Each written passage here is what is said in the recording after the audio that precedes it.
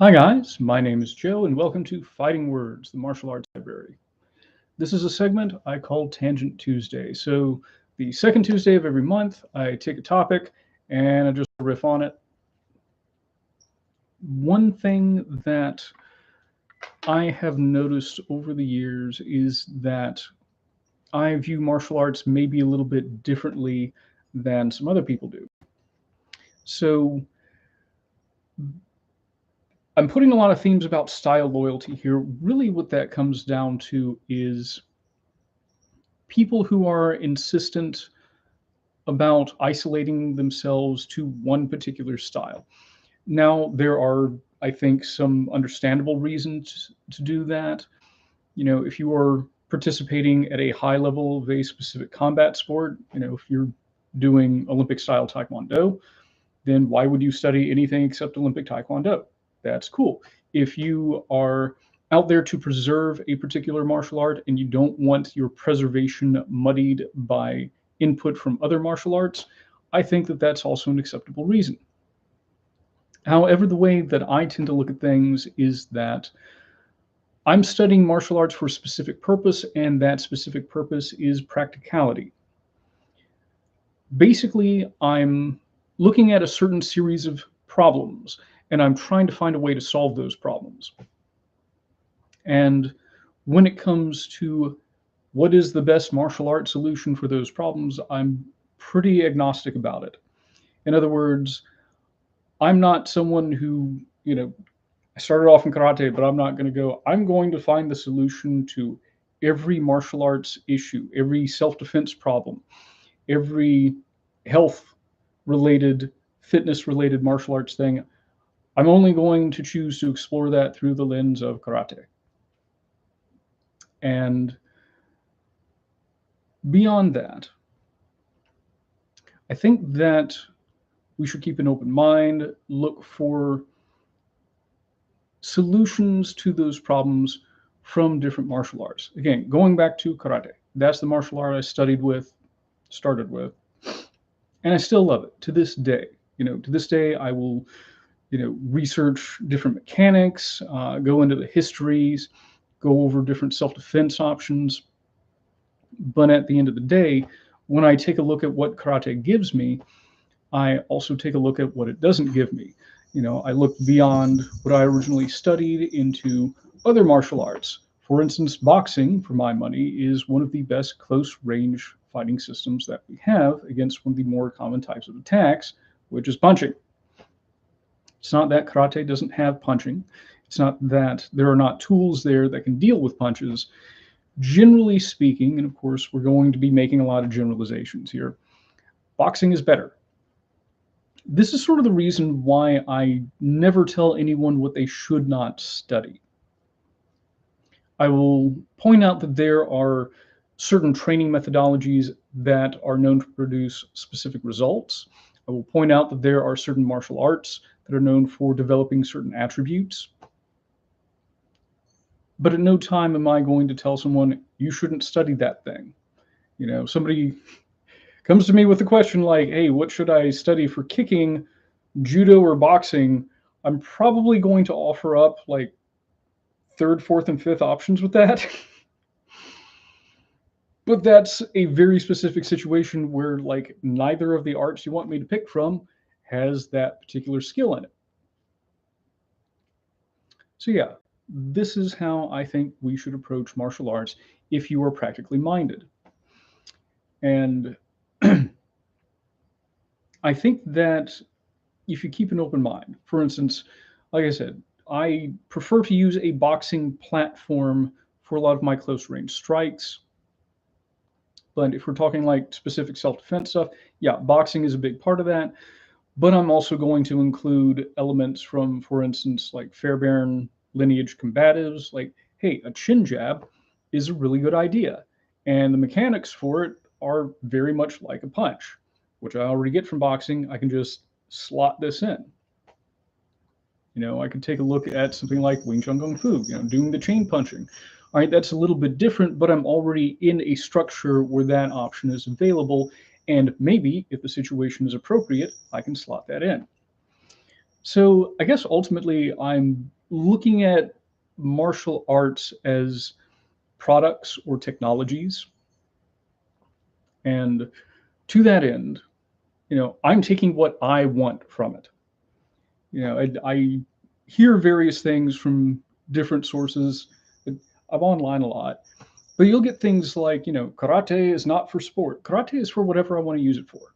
It's mine now. The the cat's out of the bag.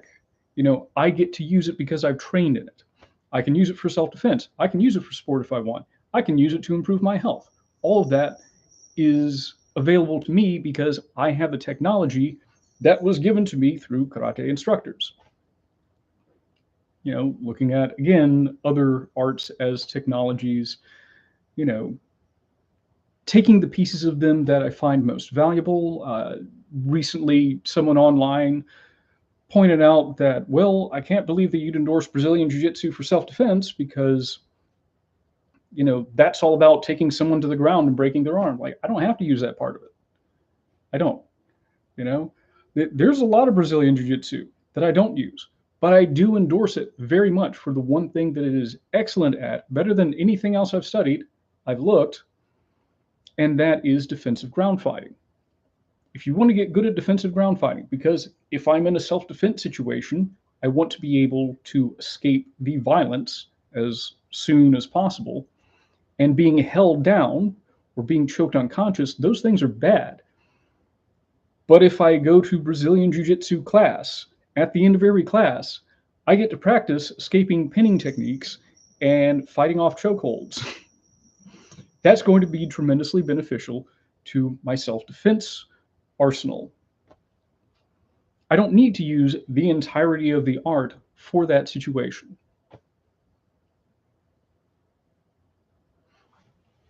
I think sometimes there's also some baggage when it comes to martial arts from, the points of view of people who focus on like the progenitors, the creators, like there's a lot of talk, for instance, in Aikido, like, oh, sensei said this, and in Jeet Kune Do communities, like, hey, what would Bruce Lee say about this? And I don't care. I don't care. What I mean by that is I'm an independently thinking human being. I do not need someone else's opinion to become my opinion. What did Bruce Lee think about Muay Thai? I would be curious to get his input, but I don't have to agree with it just because I'm a Jeet Kune Do guy, among other things. But I think that there's a lot of emotional hangups when it comes to that in martial arts. And then we sort of got the reverse of that. Again, going back to Brazilian Jiu Jitsu, a lot of people don't like the way the Gracie family handled themselves. And again, I don't care. Does their technology work? Does their product work? Like, nobody in the Gracie family is on my Christmas card list. I don't feel any strong personal attachment to any of them. But is learning their stuff, is adapting their techniques going to make it harder for me to die on the ground? Because if it does, then I'm going to use it because I don't care. I'm in this for me. What can I get out of this martial art? So that's basically my perspective. I look at these things as, techniques that I can glom on to, strategies, training methods. I've trained a little bit in Keezy fighting method. There's a lot of weird stuff in there, but there's also this great 3-on-1 drill that I experienced one time that I'm like, oh man, this is great for teaching one how to be calm in a multiple attacker situation and finding an avenue to navigate that. So I don't need to train the entirety of Keezy fighting method, but I can definitely steal that drill because it's useful. And I've repeated it with training partners outside of class. And yeah, it's been useful to us. So, steal all the good stuff. Steal all the good stuff. Don't put blinders on.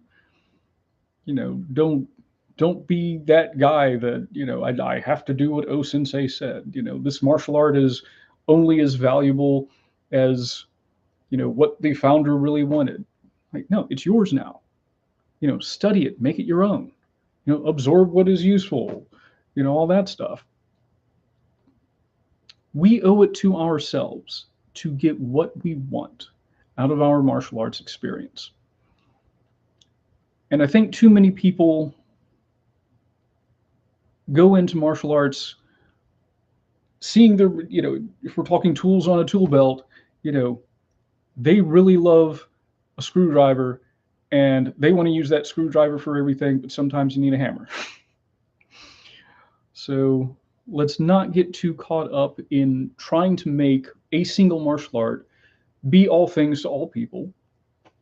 Let's explore, let's play around with stuff.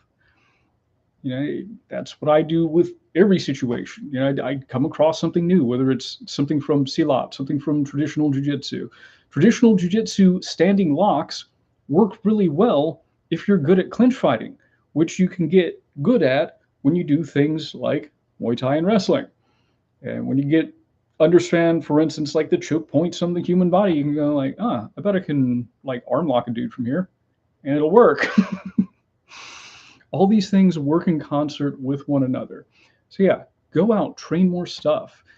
Train obscure things and try to work them into what you're doing. Instead of trying to find an excuse to not train something, try to find something valuable in a different martial art that you're not used to training. Because I can guarantee there's going to be something out there in anything that's not based on magic, like those, those empty force and yellow bamboo type things where you like create a force field of ki.